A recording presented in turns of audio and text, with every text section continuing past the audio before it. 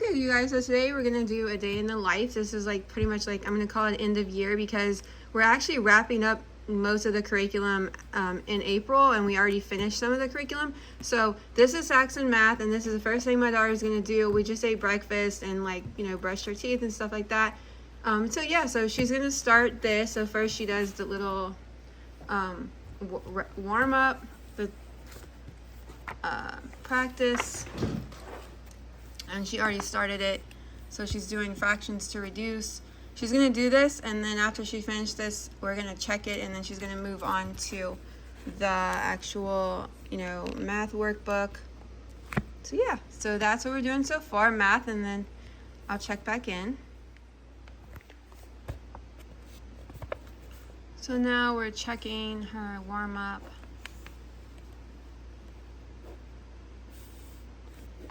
And I only have her do half of the warm-up, and these repeat. So I kind of rotate, we kind of rotate, like one day she might do the top half, and then another day she does I, she might do the bottom. And so she gets to do the whole page, but I don't have her do it all because we'll just be here forever because math takes a while. So now she's at the end. She's on lesson 99 in Saxon, and I went ahead and marked all the dates to figure out how much we would have left. And so the last lesson is May 3rd. So we will wrap up Saxon on May 3rd, which is good because we'll basically finish homeschool the first week of May. So I actually have her skip the warm-up. I've been doing that all year. I have her do the whole entire new concept, you know, by reading it. And then she does all of the lesson practice. She actually already marked it. She does all of these. And then we do every other one for mixed practice, either odds or evens. And that has definitely speeded up math quite a bit. It still takes a while, but it was just taking way too long. So now she is going to start lesson 99. Okay, so she's finished lesson 99, and she and I are going to check it. So we're done checking her Saxon math. She got like 5 wrong. Some of them she just didn't reduce the fraction all the way. But yeah, so that wasn't too bad. Seems like she pretty much grasped the concept of adding and subtracting, whole numbers and decimal numbers. You understand? Yes. The concept of you're understanding where to put the decimal. Mm-hmm. Okay, so now that we're finished math, what's next? Language arts. So this setup is not how we normally do things. Since it's the end of the year, I already started kind of going through all of our stuff. The pile right there is the curriculum that the bottom that she's already finished. I'm gonna go over that. I'm gonna make another video like I'm gonna do like a 5th grade end of year review. This is just like a day in the life, but yeah, I'm gonna show you guys like actually how I feel personally about each curriculum and our book that we used. But yeah, that's the stuff we've already done, except a few books on the top are books she wants to read before we finish. So yeah, we just put those books in that pile of what she wants to try to read by the end of the year. And then this is a stack of the stuff that, you know, we're still working on, that we hope to finish the first week of May. And then we actually already did this new setup. So this bookshelf right here is usually all of her independent reads for the year, but now that we only have, she's only going to get to probably finish maybe 4 to 5 books going forward because we're trying to wrap up in May. So I had her already set this shelf up. This is all her summer reading goals. So these are books, you know, we pulled from her book cart, leftovers. Some of them are leftovers from 5th grade. Some of them are just books that, like Atomic Adventure, I actually bought this thinking we would use it for science for 6th grade. But instead of like physics, I decided to do human body, so I want her to read it in the summer. And then like some of these books she got from Literati and different places. So yeah, but yeah, this is her summer reading goals. And then usually this desk is pretty clear. other than the book reader. And then we have underneath, I'm not gonna show you guys, it's kind of messy right now because I'm still cleaning it and organized, but we have like a shelf underneath this table. This table is literally just in our dining room, and we actually plan on moving, let's see, hopefully by the end of the year, but worst case scenario, I don't know, like, so we plan on moving possibly in the winter, so I'm going to be rearranging everything again.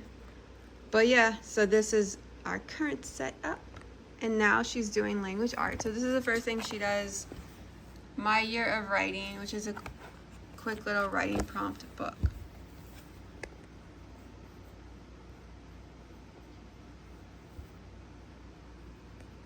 How would you describe a dog to an alien who has never seen one?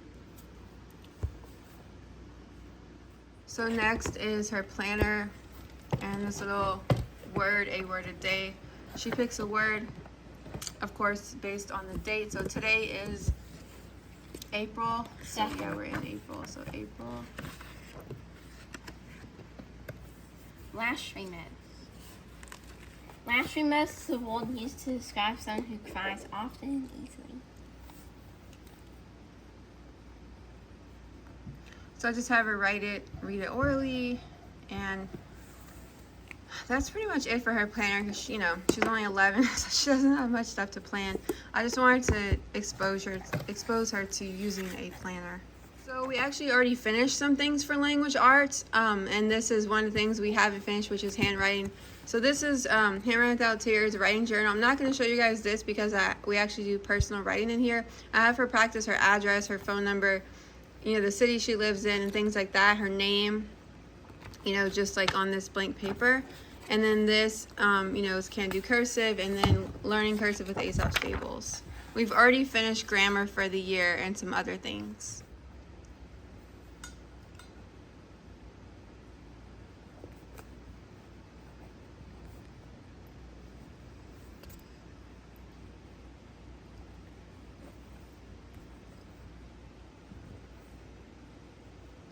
And this will be our last year with this program because they don't make it past 5th grade, unfortunately.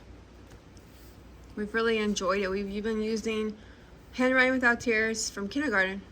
Yeah. So now she's moving on to learning cursive with Aesop's Fables.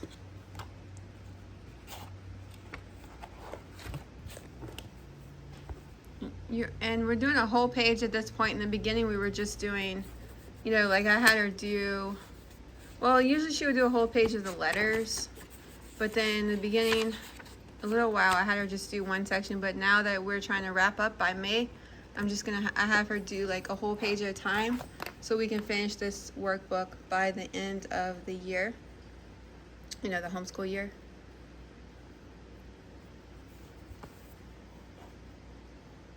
While she's doing language arts, I want to show you guys, while she's doing her handwriting, I want to show you guys her homeschool cart update. This is her homeschool cart. The bottom row is actually empty. I just kind of neatly put this. It could be better used for space somehow, but I don't know what I want to do with it yet because we're getting towards the end of the year and I'm kind of cleaning things up. So yeah, so the top, I actually reorganized it. We actually need to add some more colors. She uses color pencils. She's been kind of using them for her personal drawing. But yeah, so, oops, that's okay. Okay, so I kind of just reorganized it. I just wanted to simplify it. And let's put highlighters, red pen here. And this is a pen she uses sometimes.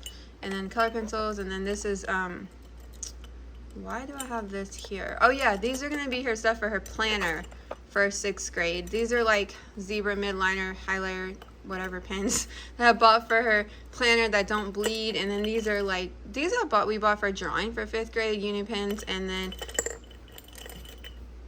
micron, but she'll use them for drawing and then she'll use them for her planner. She can use these for her planner if she wants to. And these are just markers that I actually bought I'm actually not buying a lot of stuff for 6th grade supply wise because most of the stuff we're just reusing. I bought these for 5th grade.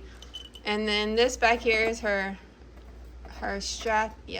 Stradler drawing pencils because we're going to be focusing on drawing and art. And then, you know, this is just other supplies, ruler and pencil. Scissors. And then these are the post-it note, the graph post-its I bought. And then this is like extra stuff like lead. She actually switched to using a mechanical pencil, so I took out all of the regular pencils that we were normally sharpening. And it's not that we'll never use them or go back to them, because we still both use them for fun, like in our personal writing and stuff like that. But like for homeschool, yeah, she's been using mechanical pencil. And then this, I really like this. This is correction tape. And then this is just like chapstick stuff because, you know, it's dry around here. And then these are like our little magnets. I think I'm going to get some more. Actually, they're looking kind of, well, actually a lot of these are in the books, so this isn't a good inventory. I'm going to have to, once we're finished this year, yeah, okay. Markers. I don't buy expensive markers for the homeschool markers. She actually has, I mean, these are like, you know, Artesia, and then she has like all types of other more like artsy, art-based markers. But for homeschool, like I just usually, and Crayola are fine. Like I like Crayola markers. They're not like fancy or anything, but and then this is just like washi tape. These I really use a lot, even though I have these. We don't use them as bookmarks. Occasionally we do, mostly no. But I use them for a lot of random things. I just bought more of these pencil sharpeners, glue sticks, and then like I said, that's just tape. I've been buying reusable, refillable Scotch tape, stapler. You know, my husband, he got her this calculator, and then she still has this set. We actually never used this so far in 5th grade. I bought it for 5th grade, and we never got to that part in math, or she didn't need it. So this is our homeschool card for now, and it'll probably change for 6th grade. So now she finished doing this cursive page. Let's see how much we have left. So okay, so those are blank. Okay, now it gets to quotes. We didn't get there yet. I might have her do 2 of these a day when we have like 2 weeks left, so we can just wrap things up. Yeah, so what's next? And next is our oral reading, right? So the last thing we do for language arts is do oral reading, and we're going to go ahead and do Aesop's Illustrated Fables. So go ahead and turn it to where we left off. So we decided, show them how much we have left in it. We decided that there's no way we would ever finish this, of course, by the end of 5th grade, and she really likes it, so you want to continue it for 6th grade, right? Yes. So what we're going to do is just going to roll this over to 6th grade, and I rarely do that because I like to keep things kind of fresh, but this is a very special book. We love Aesop's Fables. The illustrations are beautiful, the book's beautiful, the cover and everything, so yeah. So we're going to read this. The Hunter, the Fox, and the Tiger. A sultan. Today is Tuesday. Monday and Tuesday we do science, and we just, you know, finished our oral, finished all the language arts for what we have left. I told you guys we finished a lot of that stuff over there. So this chemistry book we read yesterday together out loud. We did 2 pages because we want to finish it by the end of, you know, 5th grade, and we definitely will. So then on Tuesdays she does the element in the room. So she does these illustrations of each element. So go ahead and turn to which element you have next. Next element is silicon. Okay, so she will read that, and then she will do her illustration of that. We're gonna try our best. Let's see, how much do we have left? Do you think we're gonna try our best to finish this by the end of May? But we already discussed it. She's gonna wrap this up in the summer. Yes. If she doesn't finish it in May, because I think it's kind of like a cool little project. She wants to finish this notebook of all the elements. So yeah, this will be something we kind of roll over into the summer if we're not finished. Or she might start doing more than one a day though too. We'll see. Okay, so now that she drew some places where you can find silicon, yeah, so now she's going to color it, her element.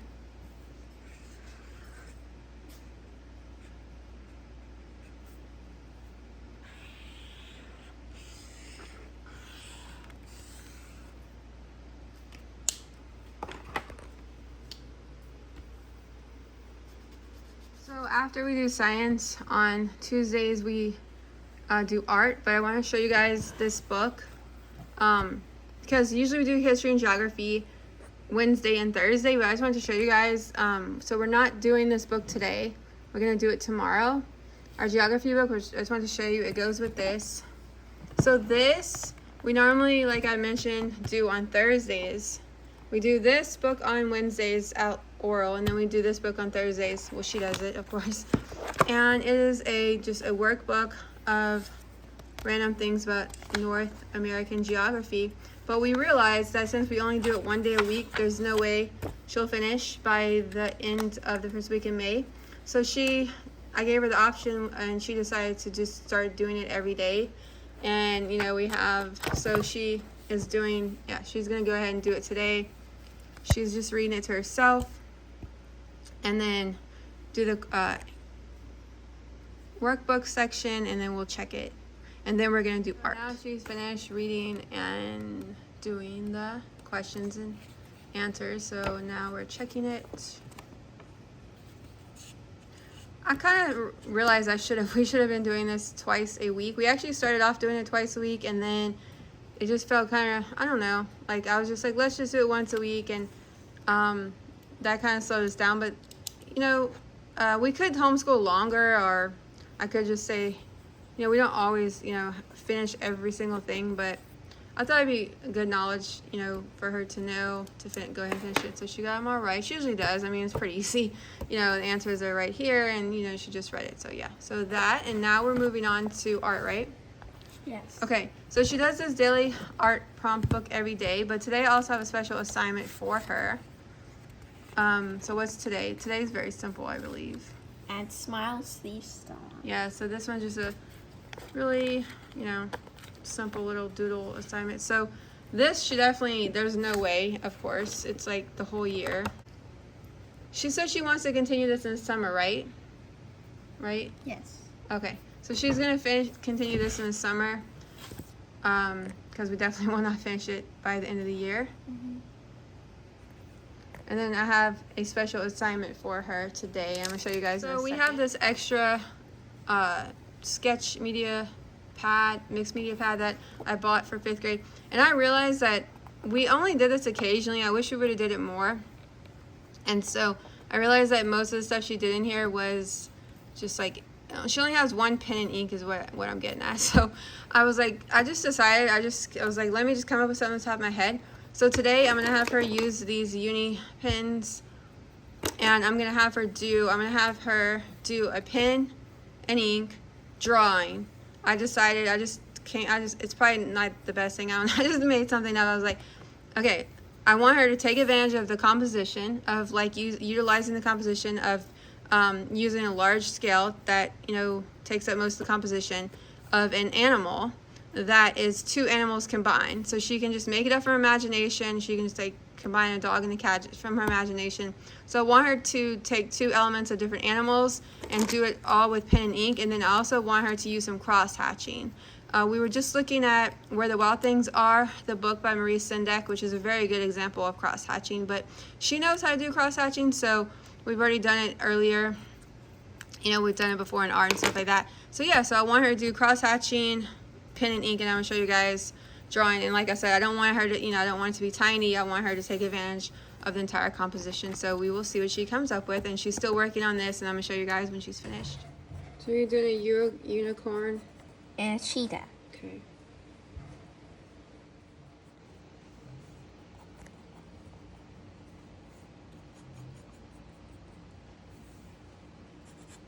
You know how Napoleon Dynamite, what was he drawing? He was doing a liger. Yes, and a centaur, and... So yours is like a unicorn and a cheetah? Yes.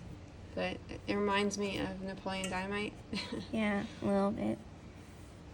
I think it would be if it was an actual hybrid, it would be very efficient, because horses and cheetahs are both very fast. Yes. So it would be like...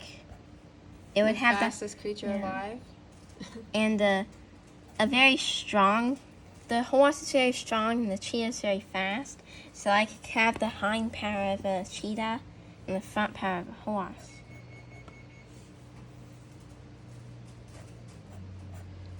So drawing is almost the last thing.